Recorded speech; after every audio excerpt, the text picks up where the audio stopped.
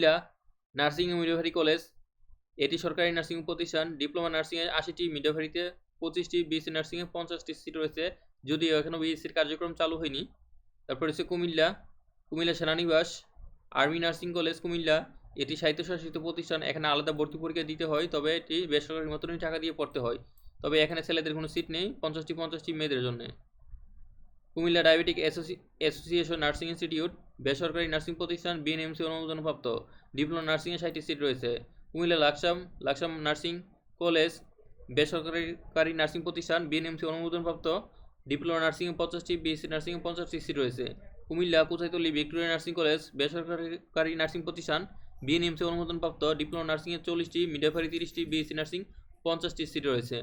Comilla Sadar Dakshin art nursing college, বেসরকারি nursing প্রতিষ্ঠান, BNMC অনুমোদনপ্রাপ্ত। Diploma nursing 80টি, BSc nursing 60টি seat রয়েছে।